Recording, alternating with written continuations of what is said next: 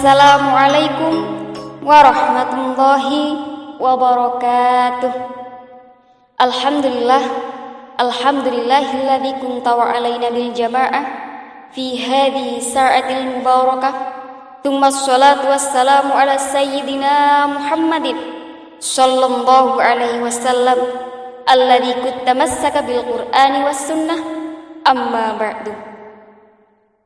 Ma'asyiral muslimin rahimakumullah.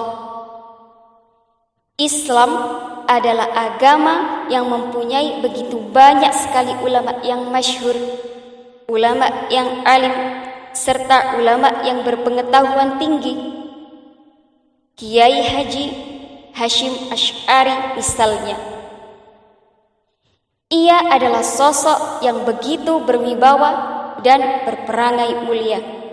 Beliau layak dijadikan teladan oleh siapa saja, terlebih para generasi muda bangsa ini. Beliau lahir di Jombang, putra dari Kiai Haji Asy'ari dan keturunan ke-10 dari Syekh Maulana Ishaq. Beliau adalah pendiri Nahdlatul Ulama. Beliau juga adalah salah seorang pahlawan nasional yang juga merupakan pendiri Nahdlatul Ulama, organisasi massa Islam terbesar di Indonesia. Bahkan saking hebatnya beliau, di kalangan para nahdiyin dan ulama pun beliau dikenal sebagai Hadratus Syekh, yang berarti Maha Guru. Beliau merupakan tokoh ulama Nusantara yang mempunyai keunikan dibandingkan dengan ulama yang lainnya, yakni beliau memiliki kecerdasan mengarang kitab dari berbagai ilmu pengetahuan. Maka tak heran jika selama masa mudanya beliau habiskan mengembara ilmu, menuntut ilmu dari pesantren ke pesantren. Bahkan beliau mengembara sampai ke Mekah dan Madinah. Untuk apa? Yakni untuk menuntut ilmu, untuk menimba ilmu, serta mengharapkan barokahnya para ulama di sana. Selama masa hidupnya beliau habiskan, beliau dermakan untuk Islam dan perjuangan demi ilmu dan keluhuran, serta demi terang cahaya cinta dan kemerdekaan. Ma'asyiral muslimin rahimakumullah. Ada banyak sekali inspirasi dan teladan yang dapat kita ambil dari sosok beliau. Di antaranya yakni beliau memiliki sikap nasionalisme yang sangat tinggi. Konon sebelum Bung Tomo berpidato untuk menyemangati para pejuang untuk melawan penjajah pada peristiwa 10 November, beliau sowan kepada Kiai Haji Hasyim Asy'ari. Beliau hendak meminta restu, meminta dukungan untuk mempertahankan kemerdekaan bangsa ini. Lalu dengan sukacita beliau menerimanya. Bahkan beliau sampai mendukung dengan penuh.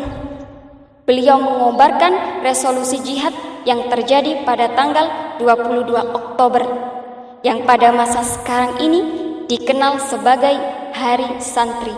Lalu yang kedua, beliau memiliki sikap tasamuh yang sangat tinggi. Dan yang ketiga, beliau memiliki sifat tawadhu yang sangat tinggi juga. Pada saat beliau nyantri kepada Yai Khalil Bangkalan, pada suatu hari Syekhona Khalil terlihat sedih. Lalu beliau bertanya, kenapa beliau kok merasa sedih? Ternyata Syekhona Khalil sedih karena cincin yang sangat disukai oleh istrinya masuk ke dalam sapi tank. Lalu dengan tidak ragu dan semangat, Kiai Haji Hasyim ingin mengambilnya. Dengan sedikit demi sedikit beliau mengurasnya. Walhasil cincin itu ketemu dan beliau berhasil menghilangkan kesedihan di wajah gurunya. Dari kisah ini dapat diambil pelajaran bagaimana ketawadhuan Kiai Haji Hasyim dan ketaatan beliau kepada seorang guru. Sebagaimana yang telah dijelaskan dalam kitab Taisirul Khalaq pada bab tawadhu. At-tawadhu'u huwa khafdul janahi wa ilanatil janibi min ghairi khassati wala mudillah. Tawadhu adalah sikap merendahkan diri, lembut hati tanpa menghinakan diri. Dan sikap tawadhu ini akan membawa seseorang kepada kedudukan yang tinggi. Allah berfirman, "Man tawaddu'a lillahi rafa'ahu." Barang siapa yang tawadhu karena Allah, maka Allah akan meninggikannya. Ma'asyiral muslimin rahimakumullah. Maka ada banyak sekali yang bisa kita ambil teladan dari para ulama kita. Maka marilah kita sebagai warga NU, sebagai warga negara Indonesia, sebagai umat Islam selalu menjaga kemerdekaan bangsa ini, menjaga budaya bangsa ini, serta selalu meneladani para ulama kita. Salam NU, salam santri, santri derek kiai. Shadaqallahul azim. Assalamualaikum warahmatullahi ta'ala wabarakatuh.